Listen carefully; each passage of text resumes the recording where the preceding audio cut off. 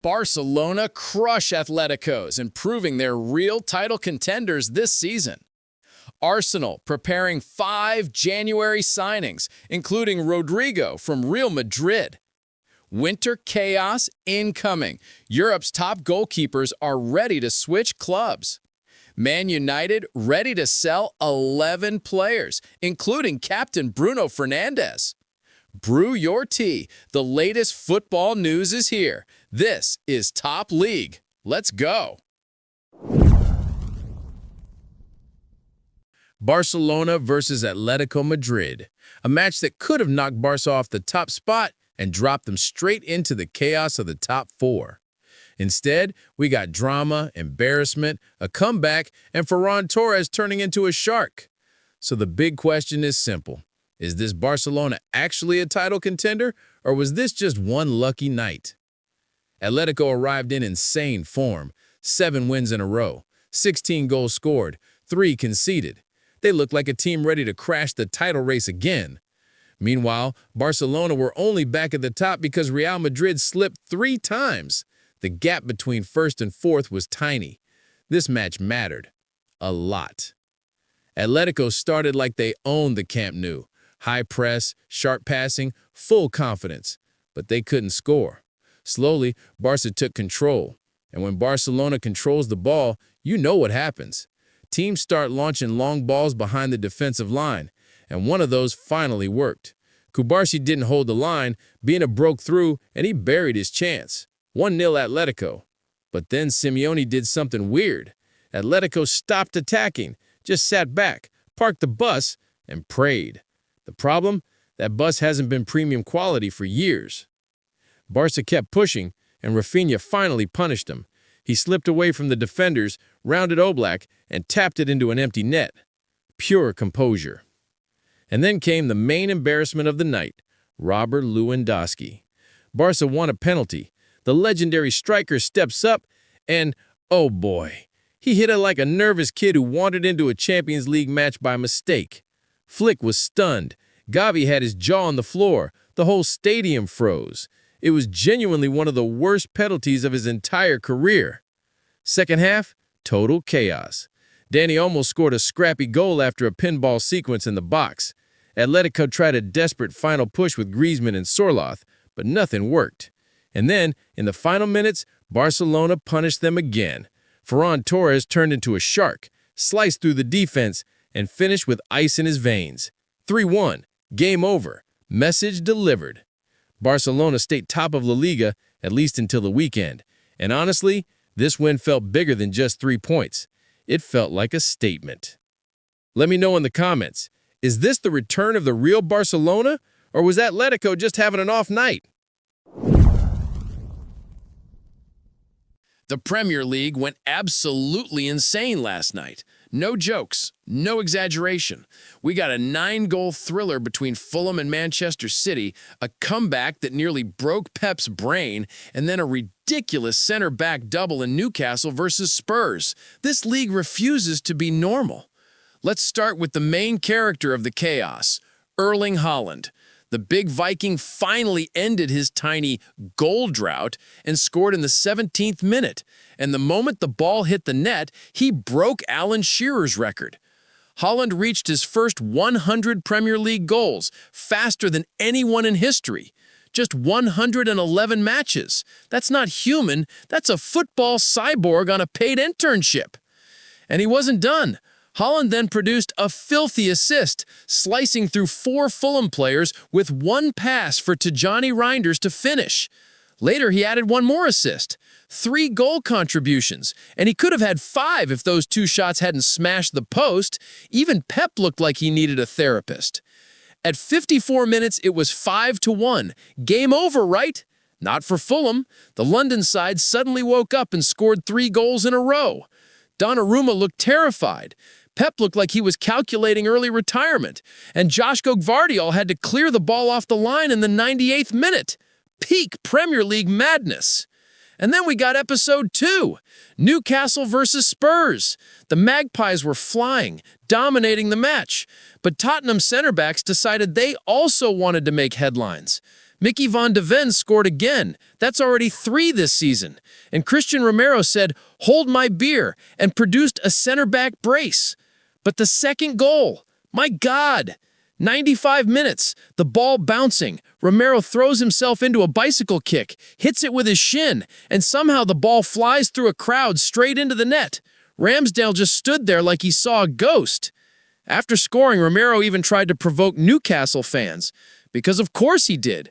Just another calm, peaceful day in the Premier League.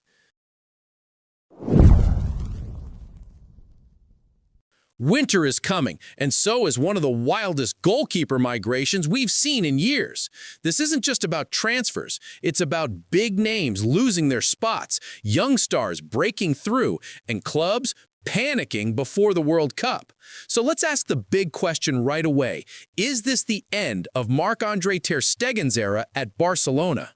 Officially, he's out with an injury. But come on, we all know what's really happening. Joan Garcia has taken the #1 spot, and he's not giving it back. Fabrizio Romano has already said that ter Stegen understands his new reality and is open to leaving the club. And honestly, can you blame him? The World Cup is coming. Neuer might not return to the national team. And if ter Stegen can't prove he's still elite, Germany might end up choosing Alexander Nubel or even Atubolu, who's having a fantastic season at Freiburg. That's the last thing ter Stegen needs right now. That's why Chelsea, who looked at him in the summer, might return for him. But the drama doesn't stop in Spain. Manchester City are also dealing with their own goalkeeper rebellion. According to Alex Crook, Pep Guardiola would prefer to keep James Trafford and sell Stefan Ortega. Sounds simple, right? Well, here's the twist. Trafford is the one who actually has a concrete offer. Wolves want him badly. And yes, Wolves are basically speed running their way toward relegation, but Trafford is only 23. In England, he's considered a future superstar and a potential #1 for the national team. But that won't happen if he keeps warming the bench behind Donnarumma in Manchester City. He needs to start playing in the Premier League now, not in 5 years. And then we have Guglielmo Vicario at Tottenham. The club loves him, the fans love him, but he's refusing to extend his contract. Why? Fabrizio Romano says that Inter want him again. They tried to sign him after selling Onana, but Spurs beat them to it. Now, after 2 years in London, Vicario might feel like it's time to return to Serie A. So, what's the final verdict? This winter could be the biggest goalkeeper reshuffle of the decade. Ter Stegen to Chelsea, Trafford to a mid-table Premier League club, Vicario to Inter, anything can happen.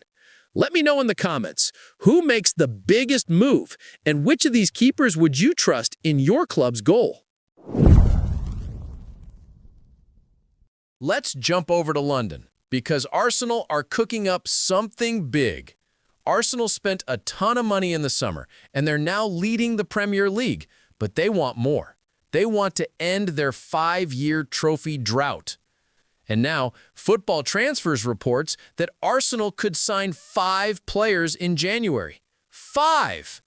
Let's break down who they are. Player #1, Rodrygo, Real Madrid. Yes, the same Rodrygo that Real want to sell after 30 games without a goal. Arsenal wanted him in the summer, but he didn't want to leave Real. Now, Real are ready to sell him, and Arsenal are interested again. Arteta wants to strengthen the attack. Rodrygo could be part of the plan. Player #2, Ayoub Bouwadi from Lille.